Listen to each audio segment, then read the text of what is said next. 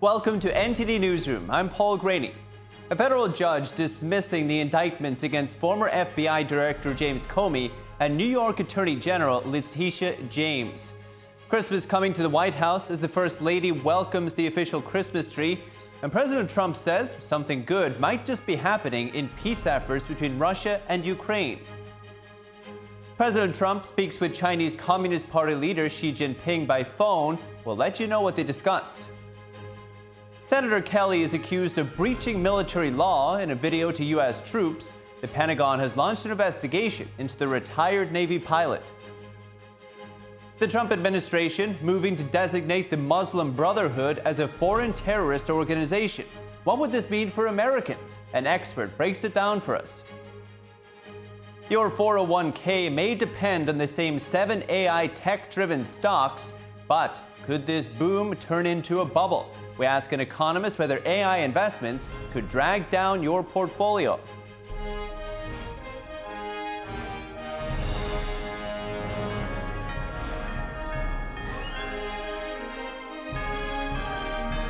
This is NTD Newsroom, live from our global headquarters in New York City. A federal judge has dismissed the indictments against former FBI Director James Comey and New York Attorney General Letitia James. She said the appointment of interim U.S. Attorney Lindsay Halligan was unlawful. NTD's Arlene Richards has more. Two of President Trump's adversaries, former FBI Director James Comey and New York State Attorney General Letitia James, shared a victory on Friday after a federal judge dismissed the indictments against them. Judge Cameron Curry, a South Carolina District Court judge who was selected to review the Virginia case, found that the appointment of interim U.S. Attorney Lindsay Halligan was invalid. She said the appointment was unlawful because Halligan wasn't working for the government at the time when she was appointed. Therefore, Attorney General Pam Bondi could not authorize her to present cases against Comey or James to a grand jury. Comey was charged with making false statements and obstruction in connection with his testimony to Congress in 2020. James was charged with mortgage fraud related to her purchase of a Virginia home and whether she lied to obtain favorable loan terms. 2 weeks ago, Judge Cameron openly expressed doubts about Halligan's appointment during a hearing on the matter. She then confirmed that Halligan was the sole government official to present both cases to the panel. In Friday's order, Cameron said all actions flowing from Ms. Halligan's defective appointment, including the indictments against Comey and James, were unlawful exercises of executive power. The indictments were dismissed without prejudice, leaving open the possibility that the cases can be brought again, alleging the same conduct. However, the statute of limitations has already passed for Comey's case, which means the Justice Department can't bring the same charges against him. Arlene Richards, NTD News. And just moments ago, White House Press Secretary Karoline Leavitt told reporters that the Justice Department will appeal the decision. Because Lindsay Halligan was legally appointed, and that's the administration's position. I know there was a judge who is clearly trying to shield Letitia James and James Comey from receiving accountability, and that's why they took this unprecedented action to throw away the indictments against these two individuals. But the Department of Justice will be appealing very soon, and it is our position that Lindsay Halligan is extremely qualified for this position, but more importantly, was legally appointed to it. And the arraignment of a former NBA player and suspended NBA coach Chauncey Billups was this morning as part of the larger sports gambling scandal. NTD's Dave Martin has more. We had the arraignment, as you said, of former NBA player and suspended NBA coach Chauncey Billups. Now, Billups was in court, flanked by lawyers on both sides of him. He pled not guilty to wire fraud, conspiracy, and money laundering. Now, that part was over pretty quickly. Right after that, then they had this status conference where all 31 defendants and their lawyers were present. Now, the government said plea bargain discussions have begun, but no deals have actually been offered yet. Now, if you remember, this is really two main cases. You had those alleged rigged high-stakes poker games as part of one case. The second was regarding bets on those NBA games using insider information. Now, up next in this case, there's another status conference. It's not scheduled until March 4th of next year. The judge actually, though, indicated he'd like to get this whole thing wrapped up by next September. So they're looking for a speedy trial here, apparently. And a senator and Navy veteran is under investigation for his role in a video to U.S. troops. The Pentagon has launched a probe into Democratic Senator Mark Kelly of Arizona over possibly breaching military law. Senator Kelly and other lawmakers shared a video last week on social media that called for military members to refuse unlawful orders. Kelly served as a fighter pilot in the U.S. Navy. In a statement, the Pentagon explained that retired service members could be recalled to active duty for possible court-martial. The Pentagon said it's reviewing the allegations to determine further actions. We'll keep you updated. And the First Lady officially kicking off the holiday season by welcoming the Christmas tree to the White House, and President Trump saying that, quote, something good might just be happening in peace talks between Russia and Ukraine. We go now live to NTD Washington correspondent Mari Otsu, who's standing by at the White House. Mari, good afternoon. Paul, good afternoon. Yes, today marks the official kickoff to Christmas time here at the White House, with the First Lady earlier today welcoming the official Christmas tree, a con-color fir, where it will be the centerpiece of the White House's Blue Room. The fir hails from Sydney, Michigan, and was chosen back in September, arriving at the White House today in a horse-drawn carriage for the First Lady's inspection. And tomorrow, President Trump will continue with the holiday festivities, where he's expected to pardon a pair of turkeys, North Carolina turkeys, called Gobble and Waddle. Agriculture Secretary Brooke Rollins was in Kenly, North Carolina over the weekend, handpicking these turkeys for their pardon tomorrow. Paul. And Mari, we'll be looking out for that holiday tradition tomorrow before the president jets off to Florida for Thanksgiving, that is. But Mari, there's another topic. It sounds like progress was made over the weekend on the Russia-Ukraine front. What's the latest?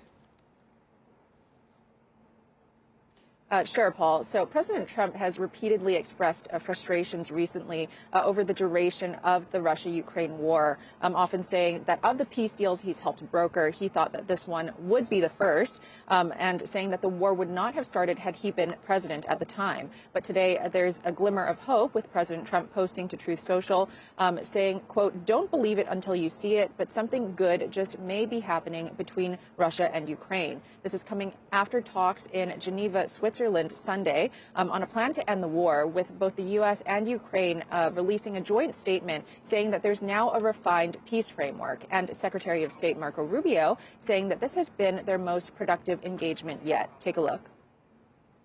We arrived here today with one goal, and the goal was to take, what, 28 points or 26 points, depending on which version as it continued to evolve, and try to narrow the ones that were open items. And we have achieved that today in a very substantial way. It is probably the most productive day we have had on this issue, maybe in the entirety of our engagement, but certainly in a very long time. Secretary of State Marco Rubio says that they want to try to stick to this Thursday's Thanksgiving deadline set by President Trump for Ukraine to accept the plan, but that there will be some fluidity there because more conversations need to be had before then. And meanwhile, on other foreign affairs, President Trump is posting a readout of a call that he had today with Chinese Communist Party leader Xi Jinping. President Trump saying that they discussed Russia-Ukraine, fentanyl, soybeans, and other farm products in that call, and announcing that he'll be visiting Beijing in April at Xi Jinping's invitation, and that later next year, Xi Jinping will be coming to the U.S. for a state visit. Paul, back to you. Some important developments in Europe, Mari. Mari Otsu at the White House. Thank you. And as the Trump administration works with Ukraine on a peace plan, lawmakers are gearing up to sanction Russia. NTD's Melina Weiskup has the details. As U.S. leaders are working towards a peace deal to end the Russia-Ukraine war, lawmakers are pushing ahead with plans to sanction Moscow. Congressman Brian Fitzpatrick urged the administration to continue working its peace through strength strategy. He plans to force a vote on Russian sanctions. Republican leaders in the House and Senate have previously voiced support for sanctioning Russia, and Trump has green-lighted the effort. We want to make sure that we're doing everything we can to give the administration the tools that they need to facilitate and bring about a peaceful resolution between Russia and Ukraine. The expected vote comes as the Trump administration is working to close a deal to end the war in Ukraine. As details are still being worked out, Congressman Michael McCall is the former chairman for the House Foreign Affairs Committee. He's pushing to ensure an ironclad security agreement for Ukraine to prevent a repeat of the failed Budapest Agreement of 1994. Reporting from Washington, D.C., Melina Weisskopf, NTD News. And the U.S. and the European Union will be working to diversify their trade relations. Here's EU's Trade Commissioner after a meeting today with the Secretary of Commerce, Howard Lutnick.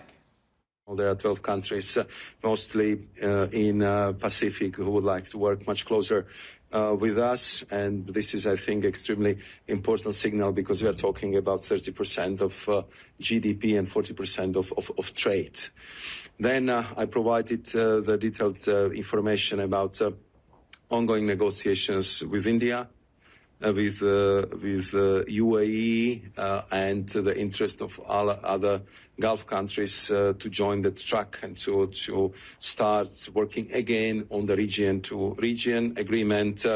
And I expressed my hope that by 2027 we would be in a position to complete the free trade negotiations with Philippines, Thailand, and Malaysia. So we are clearly diversifying as much as possible, opening new market access for our entrepreneurs. EU officials said they had a very constructive and frank discussion with their U.S. counterparts on trade, and more meetings are still underway today. The EU will be working to lower tariffs on the U.S. following a trade deal from August, but the Union does not expect a deal to ease U.S. steel tariffs to come out of this week's talks. The two sides will also work together to tackle challenges in rare earth minerals. This comes after China, the world's dominant player in rare earths, announced export controls. Here's what the European side said about trade relations with China. And with us now to discuss the likelihood of a peace deal in Europe is Jim Gilmore, former U.S. ambassador to the Organization for Security and Cooperation in Europe. Ambassador, are we going to see a deal come out of this? Well, we have no idea, and I would remind everybody that I'm not in government, so I'm not in the middle of these negotiations, so I don't know how possible the negotiations are. But the first thing that I want to emphasize to your viewers is to remember that what's going on here is that Russia has a goal and objective in mind. If they've been relentless about it, they've paid over 1 million people dead and wounded to try to achieve it. And their goal is the elimination of Ukraine, period. And I think they'll continue to do that through negotiations on the battlefield. And they'll continue to do it until they're stopped. Now, that being said, there are a lot of discussions now going on. Secretary Rubio believes that perhaps things are making some sort of progress. But frankly, the first 28-point plan was clearly Russia's plan. There's a question, no doubt of it. They want to acquire all the land that they not only have, but that they have not yet conquered. They want to make sure NATO troops can never station on Ukraine, which means there can't be any real security agreements. They want to completely obtain their objectives. And the most important thing is they want a legal recognition of their conquests. And my position has been consistent throughout that can never happen. That's what they're fighting for. They're fighting for the rest of the world to agree that their conquests are legitimate, and they're not. And as long as that's not conceded, sooner or later, they will end up having to withdraw from Ukraine. And no more than yourself, President Zelensky, he didn't seem too enthused about that 28-point plan himself. But as President Trump has put it before, is Zelensky and Ukraine, are they holding any of the cards here? Sure. All the reports seem to be that Russia is in a lot of trouble. Not only have they lost so many of their people, the sanctions are hurting them. Their oil economy, which is almost all they have, is in a shambles. They're a pariah on the world stage. Many of the people that they've been selling things to in order to keep their war machine going are not buying anymore. I think that Russia is much more frail, and I believe that they are desperate to get a deal so that they can extract themselves from this terrible situation that they're in. I think this is the time to press them, not simply give something away to them. So as you say, the sanctions have been ramped up recently on Russia and its oil exports. Does the U.S. or Europe have any other leverage to pressure Putin into a deal? Well, I think that we need to be continuing to give the Ukrainians what they need to defend themselves. And then in addition to that, there's the Senate has a sanctions bill that they're seriously have been considering for a while that they should pass right now in order to make it very clear to the Russians that they're not going to be able to prevail in this war. If we keep sending messages that, well, maybe we'll give a little, get a little, maybe it's going to be okay, then if you just keep on fighting, Vladimir, maybe you'll come out of this ahead. As long as we keep sending those kinds of messages, there's no reason to believe that Russia's ever going to agree to anything. Now, take note of the fact that, first of all, I think they actually put this 28 plan forward themselves. Then they maneuvered things so it looked like an American proposal. We were back and forth on that as to whether it was Russian or whether it was American. And then the Russians rejected it. Now, that is a great negotiating tactic. You write your plan, get the other side to agree it's their plan, and then you reject it and get the Americans negotiating against themselves. Finally, the Europeans come in with another plan that may protect Europe in the future, and they reject that. So I once again say that we can negotiate because, something may happen that I'm not privy to. But it would seem to me that we never need to forget what the ultimate goal of the Russians are, and they are not going to relent until they achieve it, which is the reassembly of their empire, starting with Ukraine. We see shots of Marco Rubio just now in Ukraine. He was extremely positive coming out of those meetings. He said he needs to speak with European leaders and get their input on certain things. Europe, of course, has taken a more hardline approach and not giving Putin what he wants. But over the weekend, President Trump, he called Europe out for continuing to buy Russian oil. What do you make of this? Well, I haven't seen that. But I think that my counsel to the president would be to toughen up at this point and to not let the Russians play our envoys in any way, shape, or form. As far as economic elements of a New Deal, that's fine, but it's not the real answer here. The answer is that all the principles of modern civilization say that you have territorial integrity of your country, that you cannot conquer another country by force, and these principles are being violated by the Russians. And if they get to do it because of some sort of economic side deal, then frankly, that becomes the new rule for the 21st century. And that, I believe, leads us directly into a much larger, big war. And that's what I have been arguing against. I don't think we want to have that war. And the best way to do it is to stop Russia now. Ambassador Jim Gilmore, thank you, sir. Thank you. And a major immigration case could be on the way. Homeland Security Secretary Kristi Noem said yesterday the federal government plans to evaluate temporary protected status for people from Somalia. TPS is a legal safeguard against deportation for immigrants from certain countries. We plan to follow the process that's in law to evaluate TPS and how it applies to different countries and individuals from them. It was never meant to be an asylum program. It was always meant to be put in place after an incident or an event on a temporary basis, and that's what the evaluation will be. President Trump said Friday he would immediately strip Somali residents in Minnesota of temporary protected status. The announcement drew protest from some state leaders who categorized Trump's declaration as a legal, dubious effort. In a social media post, Trump said that Somali gangs had targeted Minnesota residents. He referred to the state as a hub of fraudulent money laundering activity. Federal prosecutors have in recent weeks brought charges against dozens of people in a social services fraud scheme. Some of the defendants hail from Somalia. A report produced for Congress in August put the number of Somalis covered by TPS at around 700 nationwide. And according to an online outlet, Just the News, President Trump will give the Muslim Brotherhood a foreign terrorist organization designation. NTD's Colin Fredrickson has more. The group has long been seen as a destabilizing factor in the Middle East. The group is also credited with radicalizing young Muslims worldwide. Just the News says President Trump has considered the designation since his first administration. At the time, Muslim Brotherhood said it will continue its work in accordance with moderate and peaceful thinking and to serve communities and humanity in the way it thinks is right. The Texas governor last week designated both the Muslim Brotherhood and the Council on American Islamic Relations, or CAIR, as foreign terrorist organizations and transnational crime groups. Governor Abbott's proclamation said the group's goals are to rule humanity under Islam and that the groups have supported global terrorist actions.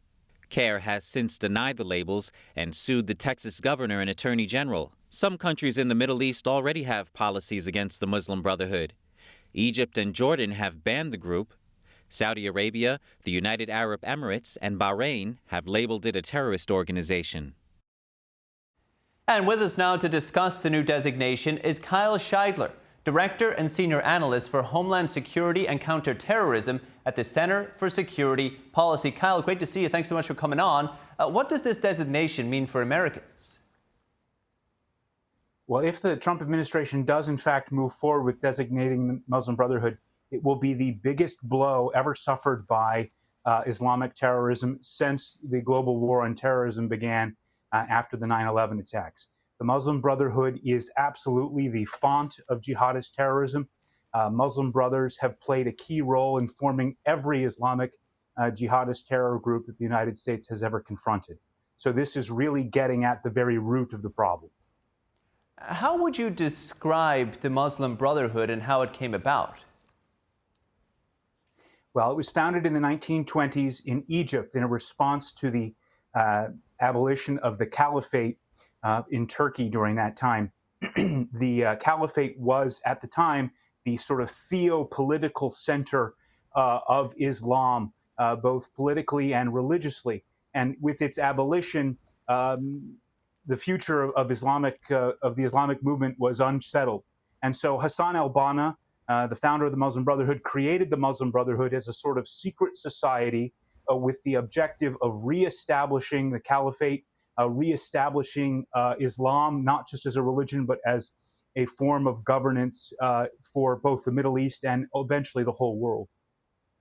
So this is going to be, if the designation comes to be, we're talking about a foreign terrorist organization. Is this something that's going to allow the Trump administration to handle certain things overseas, or are we saying this could potentially prevent terrorist attacks here in the United States? Well, it could have dramatic effects both internationally and domestically. The Muslim Brotherhood operates in almost every country in the world. In some places, they operate above ground, acting as political parties. In other places, they operate underground as essentially terrorist organizations. For example, in the Palestinian territories, where Hamas is the Muslim Brotherhood representative for that area. Even here in the United States, we have Muslim Brotherhood organizations. Your reporter mentioned CAIR as one of those organizations that's been operating in the United States for a very long time.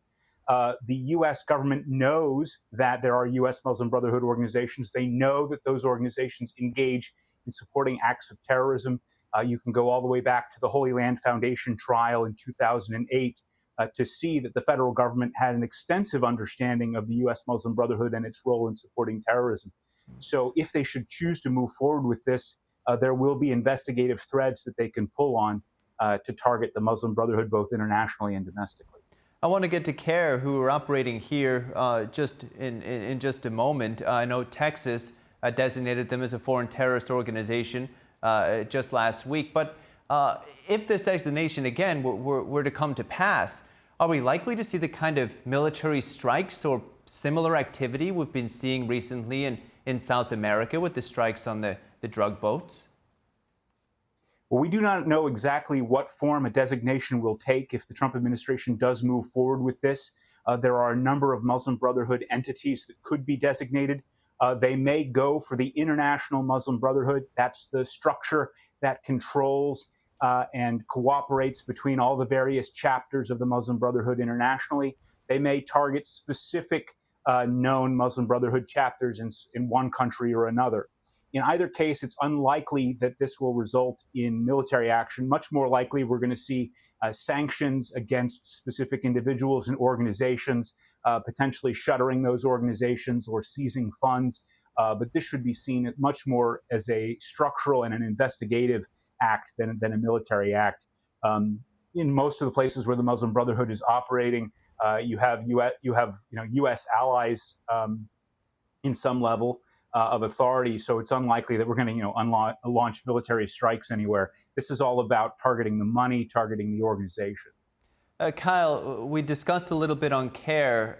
If I'm not mistaken, you said this was a branch or part of the Muslim Brotherhood that operates above on the surface. It stands for the Council on American Islamic Relations, CAIR, C-A-I-R. And just last week, as I said, the Texas Governor Greg Abbott took action against them, designated them a foreign terrorist organization.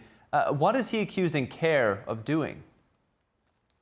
Well, the Council on American Islamic Relations was founded in the early 1990s to serve as a public relations arm of Hamas. The FBI was actually listening in on wiretaps at a meeting in Philadelphia where CAIR was discussed and ultimately created by what's called the Palestine Committee of the Muslim Brotherhood in the United States. The Palestine Committee being the Muslim Brotherhood structure responsible for supporting Hamas. So they had a meeting in Philadelphia where they discussed how best to support Hamas and its political goals. And one of the things that they determined was that they needed a media arm that would help and assist them with public relations and lobbying and other things on behalf of Hamas. And ultimately, the organization that was created out of that effort was the Council on American Islamic Relations. Numerous individuals associated with CAIR have been charged with crimes, including crimes of terrorism. In the past, CAIR has been investigated for a number of issues, including legal fraud, for having individuals on staff who were not, in fact, attorneys. So they have engaged in a long history of bad behavior, and it's finally catching up to them. Kyle, got about 30 seconds. Would there likely be legal or political challenges to the Trump administration's designation? You can count on it. There's been a long pushback politically against designating the Muslim Brotherhood.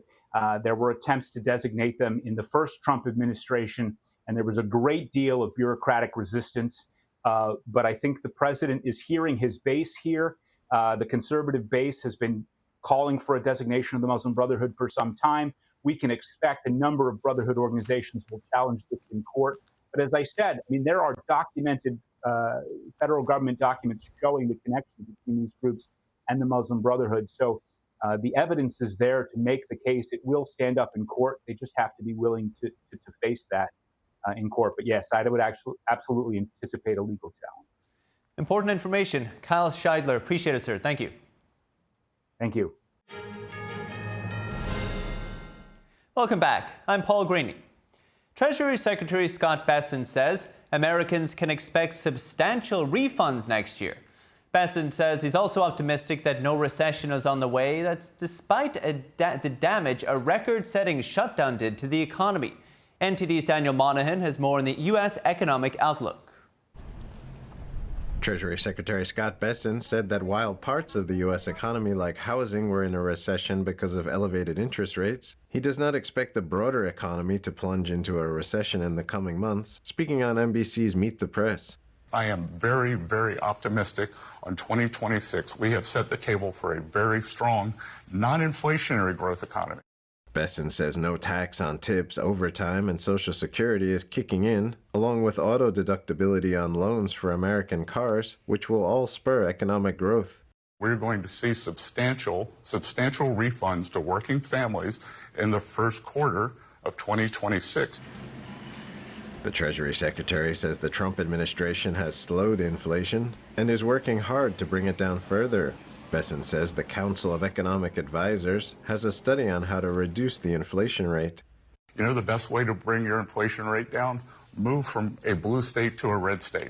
Blue state inflation is 0.5% higher, and that is because they don't deregulate, they keep prices up, energy is higher. Bessent also addressed the filibuster, saying by wielding it, Democrats inflicted tremendous harm on the nation through the shutdown. He said the record-setting closure cost $11 billion in permanent economic damage, an estimated 1.5 percentage points in lost GDP growth in the fourth quarter of fiscal 2025. If Senate Democrats close the government again, that Senate Republicans should immediately abrogate the filibuster. Meanwhile, Economic Council Director Kevin Hassett says real wages this year are up about $1,200. because of all the jobs that are being created by the trillions that are coming in for capital spending and so on. And real wages, which is real purchasing power, dropped about $3,000 under President Biden. And so I think in the end, people are going to look at their pockets and decide, am I ahead or am I not? And I think that they're going to find that they're ahead. Hassett says he expects 2026 to be an absolute blockbuster year. The comments from Bessent and Hassett come as Federal Reserve Bank of Boston President Susan Collins said Saturday she's still leaning against the central bank cutting its benchmark interest rates. Members of the Trump administration, including Bessent, have wanted the Fed to lower interest rates, saying inflation has leveled off. Daniel Monahan, NTD News. And do AI investments pose a risk to your portfolio?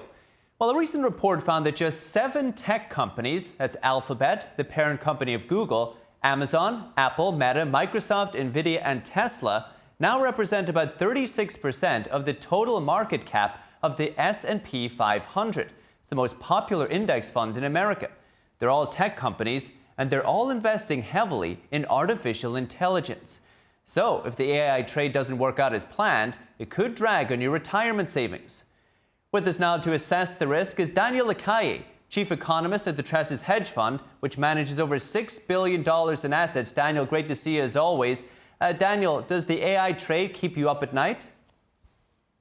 It doesn't keep me up at night. I hear a lot of very biased assessments of an alleged bubble and similarities to the 2001 tech bubble. But we must remember first that the 2001 tech bubble was not a tech bubble. Was a result of the lack of confidence after the fraud of Enron and WorldCom. Nothing to do with what is going on today. What is going on today in artificial intelligence is something completely different. It's companies that have enormous levels of cash and very little leverage, taking a very substantial bet on investments in artificial intelligence because they know that it's the future. And that is a completely different thing from, say, Enron betting on alleged earnings that would never come.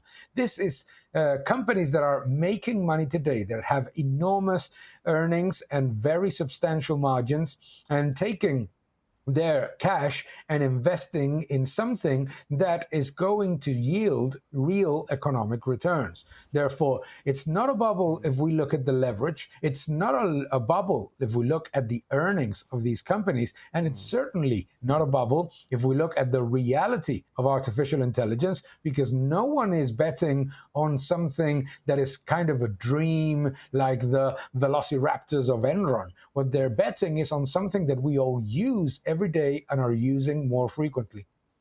How about the concerns, Daniel, that the equipment and the infrastructure that they're investing in will depreciate in value much faster than the companies are predicting? I'm sure you saw the very famous Big Short investor Michael Burry warning about this.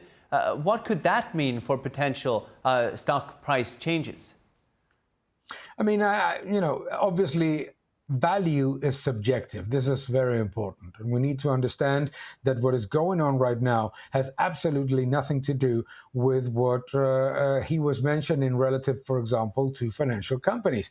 Everybody must understand that in technology, investment is not a safe bet. No, investing in technology is not like investing in distribution networks where you have a regulated return. You are obviously investing in something in which first mover advantage is very important, but it's also important to understand that technology investment is about creative destruction. It's going to create some other investments to yield no return. And that is not a problem when companies like the ones that you have mentioned are having record levels of earnings, record levels of cash flow generation. Let's remember that 4 of those companies have more cash in their balance sheet than the entire index of some European countries.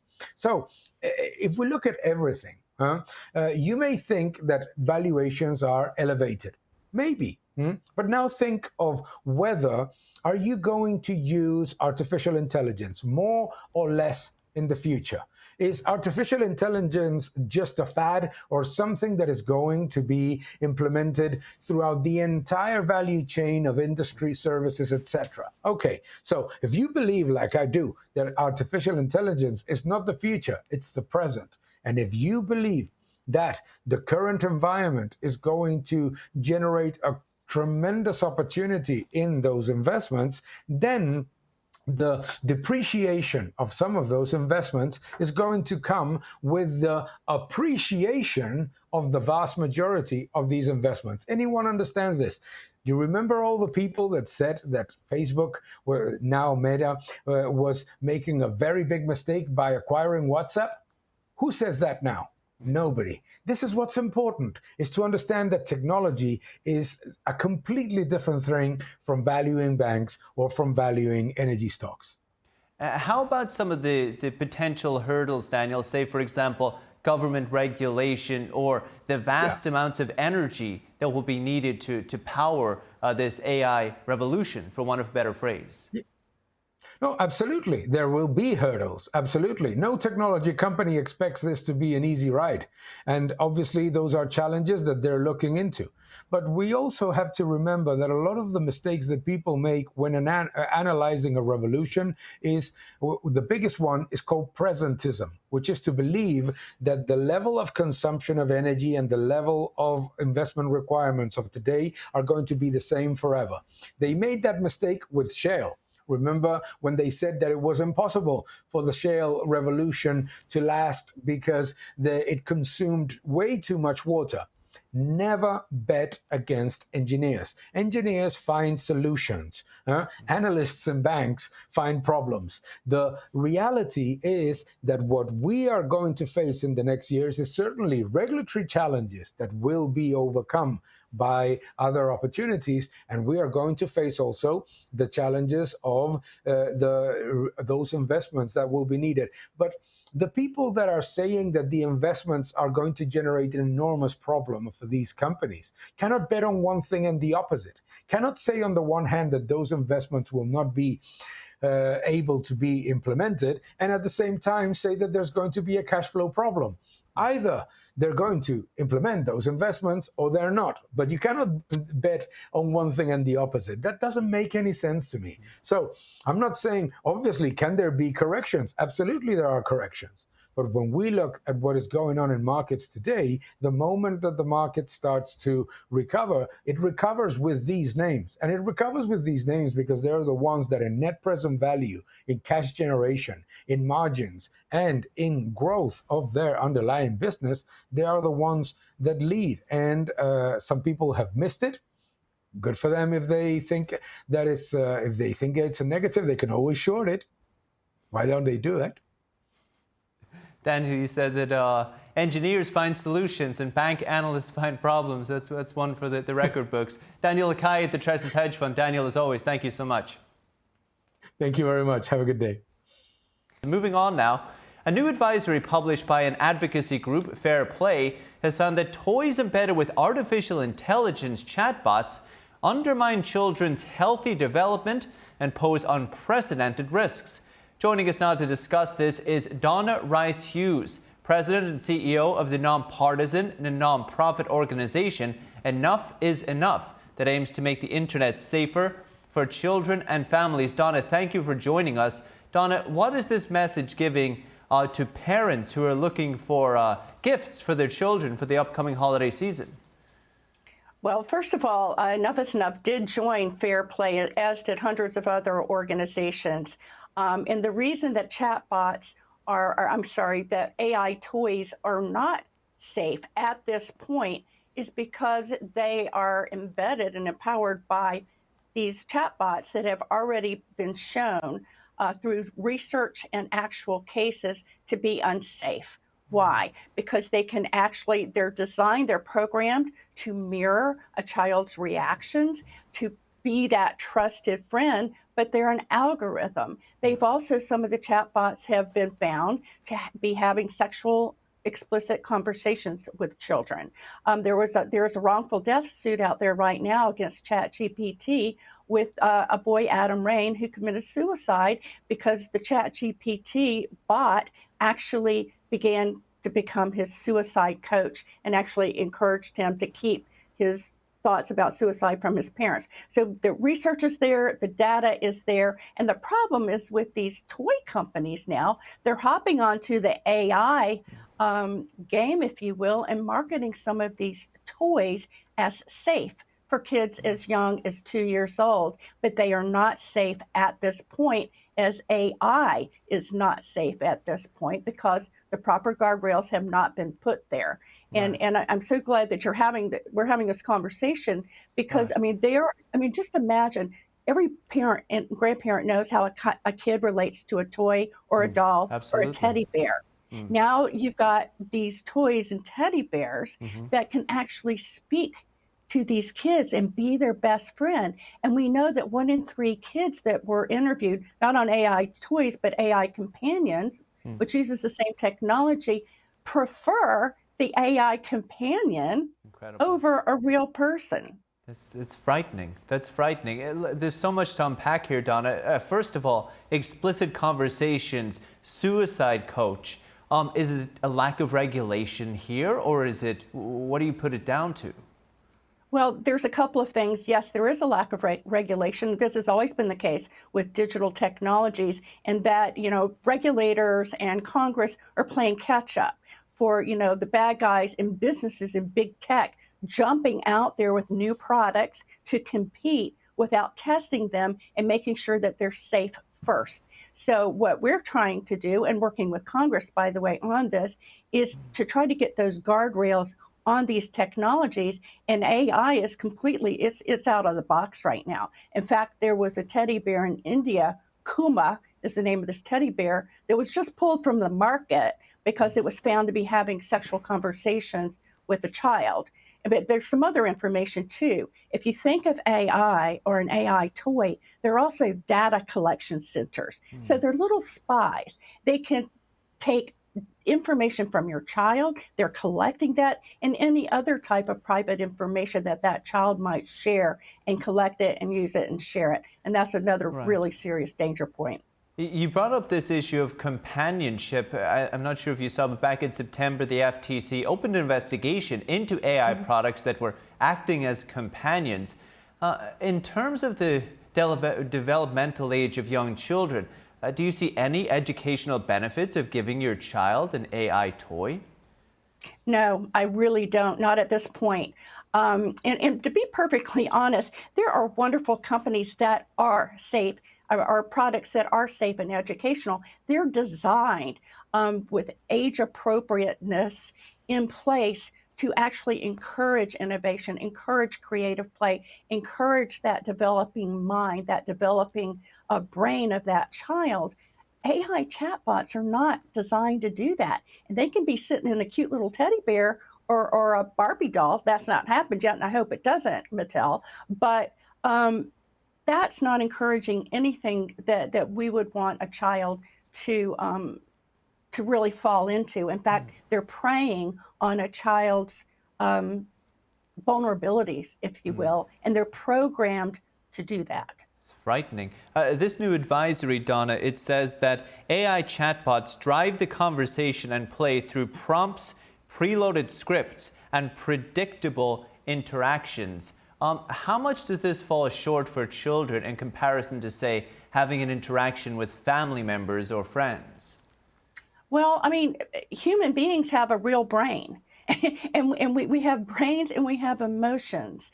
And I know any parent and grandparent, they want trusted people around their child. That's why we check out references for nannies and babysitters and school teachers and everyone else. So now with these AI chatbots, they're really just technology, right? And so they cannot possibly mimic real friendship. And that's another danger, if you will, because we're finding that because these algorithms are programmed to mirror this child and to pat that child on the back and not talk about conflict and not have any kind of boundaries with that child, a child can naturally gravitate towards an algorithm sitting inside a teddy bear as opposed to a mom or a dad or a grandmother saying, no, we can't do that right now.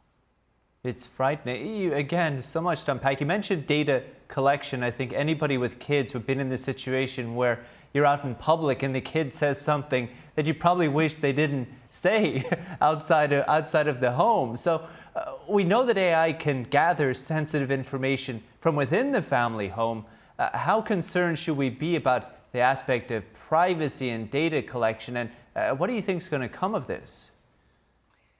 Well, I hope that Congress is going to seriously regulate this. There's a couple of pieces of legislation right now that's just started and it's been introduced in the Senate. One is to treat these AI products, not just the toys, as products, so that when things bad do happen, there's liability. So there's product liability. So that's a good thing. Another piece of that, now that's just still sitting in the Senate, all right? There's another law or bill that's being talked about, and it's been introduced, that will actually require these chatbots and AI companions to age verify. Now, here's what's so ironic about that. We're recommending the child safety movement, online safety movement. Don't let your kids under 18 use any of these AI products without direct supervision and understanding the dangers. Okay, so it's just, we're not there yet. We're just not there yet. And there's so many other great toys that parents and grandparents can give kids. And, think about toys that do encourage creative pet play, and also rethink tech toys, for instance. A lot of the tech toys and the tech gadgets that kids want for Christmas, are not necessarily safe. So you can get, a parent or grandparent can get their 10-year-old a safe phone that you can use to call them, and they can call their friends and you and everything else, but it's not internet connected.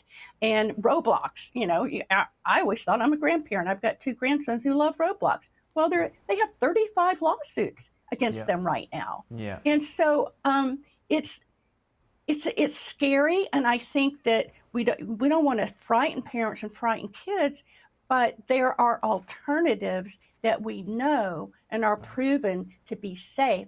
And so we would encourage you to think about that before you ever consider even getting tech right now, especially for your younger kids. Right. And AI toys are a complete no, not yet. Donna, I've got 30 seconds for any parents, grandparents, aunt, uncles, anybody buying presents for kids this week. How do you recognize which toys have this AI built into them? Again, I've got about 30 seconds. Well, they should have some type of a label that says that they're AI empowered. And if you have a question about it, then just either Google it if you're shopping online, or ask the store that you're at and read the fine print. All right, they will usually be marketed as a way to, as a companion for your child, and just they're not. They're technology, and that's the way it is, and it's not safe right now. Incredible and frightening. Donna Rice Hughes, thank you. Talk soon. Thank you. And the United States has formally designated Venezuela's president, Nicolas Maduro, as a member of a foreign terrorist organization. The designation is for alleged involvement in the Cartel de los Sols. It's used to describe a decentralized network of Venezuelan groups within the armed forces linked to drug trafficking.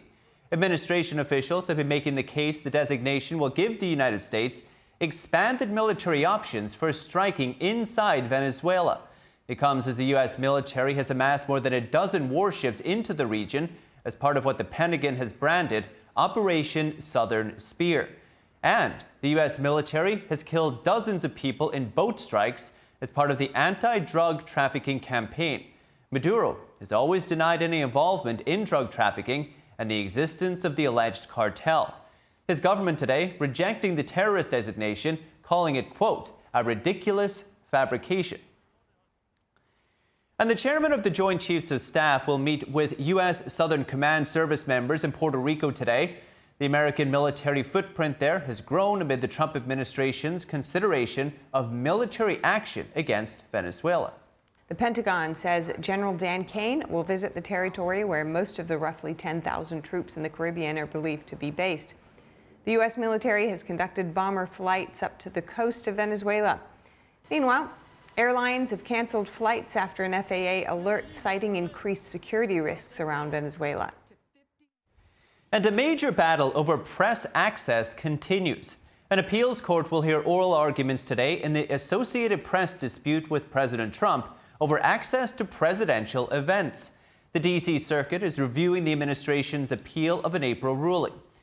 The decision found that unlawfully restricted the AP after the news organization refused to name the Gulf of Mexico the Gulf of America.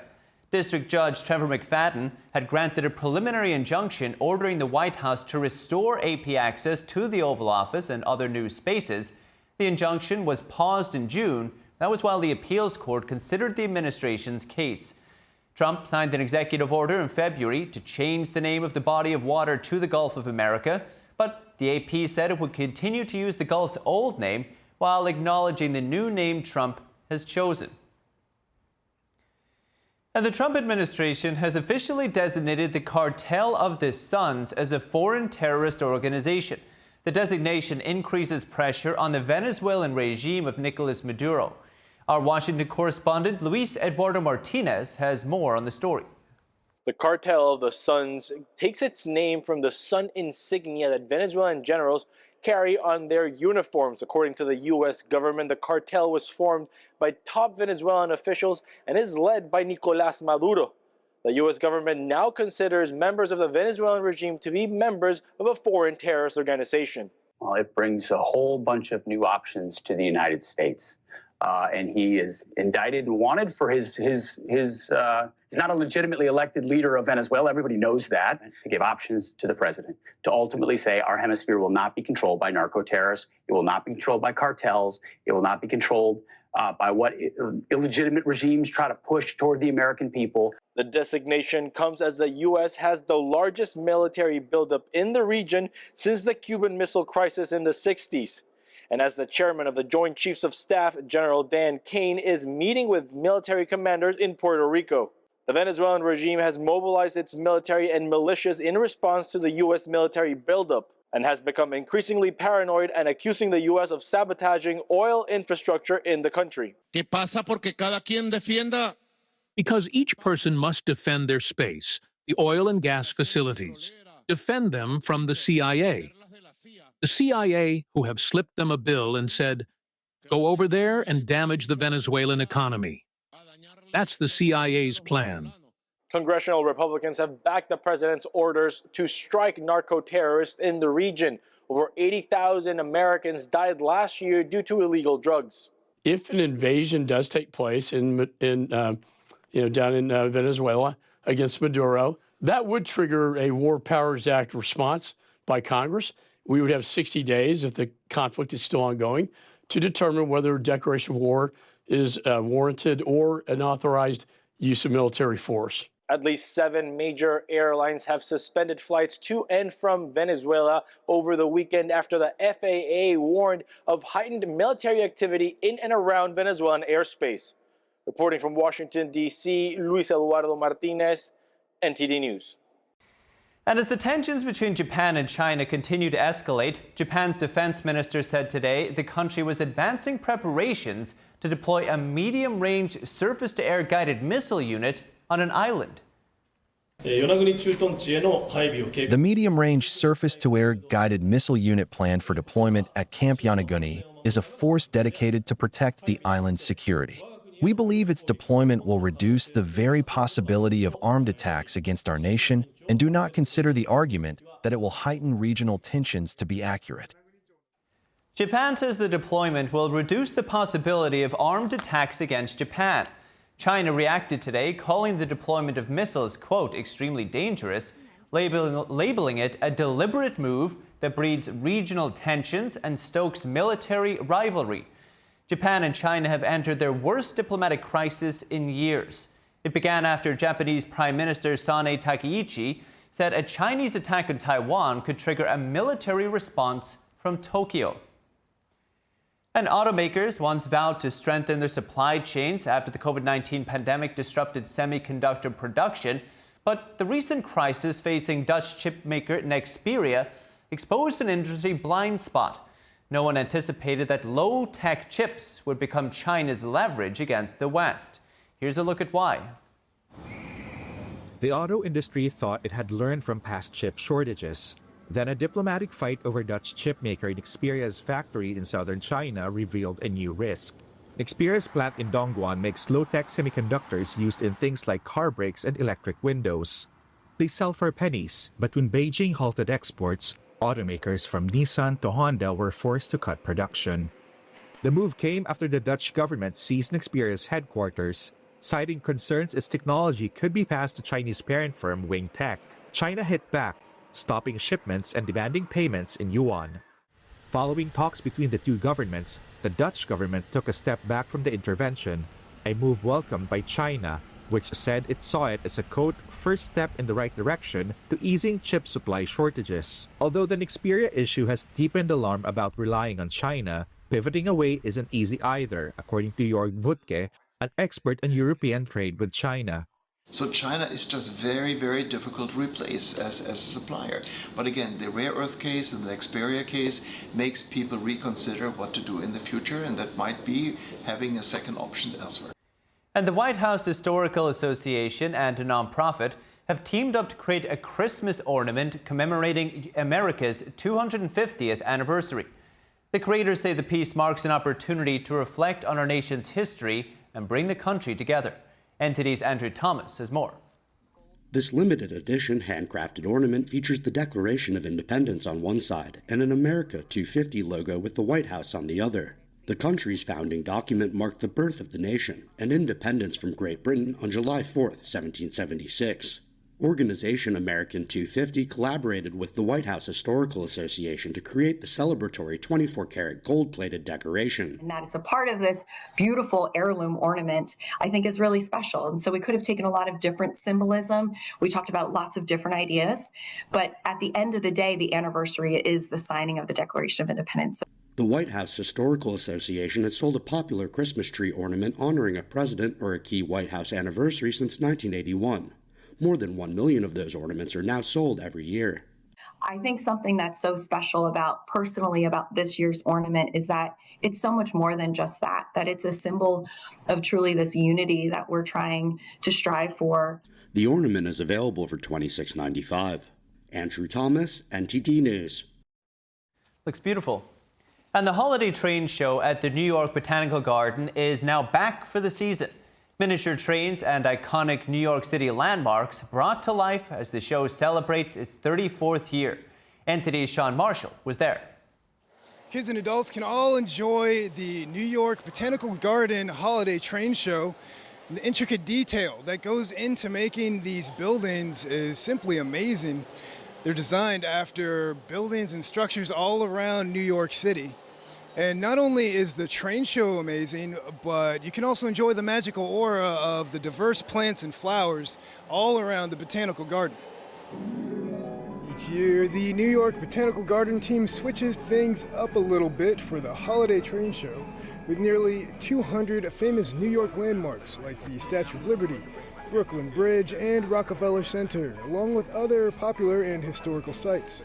Last year, the Bronx was displayed front and center, and this year, Central Park is in the Hopf Conservatory main area. So exciting for kids to come. There's over 30 G-scale model trains here. We have our very famous Thomas the train that they can come and not interact with, but they can come and hang out with, watch them loop around the tracks. And of course, there's so many other types of trains that they can see going across bridges, our famous Brooklyn Bridge, Manhattan Bridge, and then of course interacting throughout the various other scapes and models that have been created here. Famous Thomas the Tank Engine is so popular that it needs to be a little off to the side and a little bit back from the barrier so kids don't try to take them home with them. And for plant lovers, the train show gives an extra bit of fun to a botanical garden visit. With a botany class, actually, we just visited the herbarium. We saw some phenomenal specimens, and it's phenomenal here. I love seeing the detail on the trains. It's amazing just seeing how intricate everything is. I just heard someone say that it's all made from natural materials as well, this whole exhibition, which I just find so phenomenally impressive. I mean, I would say get here. Honestly, it's something you really should see. I'm here with our grandson and my wife and the whole family. And the only thing I could say is if maybe they had a beer stop, maybe some draft beer that you could, find every 30 feet or so. That's the only improvement I can think about. There are actually drinks available during the nighttime show. Energetic after dark celebrations where you can sip seasonal cocktails and mocktails around the Hopped Conservatory. Yeah, the team is so creative in how they make all of the different models. They grab various types of twigs, seed pods, bark from trees found in the forests of Kentucky, but also sometimes they find things here at the New York Botanical Garden that has just fallen to the ground that they collect and they add to their collection for when they're making new models for us. So it's all natural materials, which makes it even more special because it adds to the story here at the Botanical Garden. Seasonal classics and holiday pop favorites fill the air as live performers bring musical sounds of the season to the garden during the night shows. Tickets are starting at $25. Just visit the website nybg.org for all the details. There you'll find tickets for daytime as well as the nighttime experience. Sean Marshall, NTD News.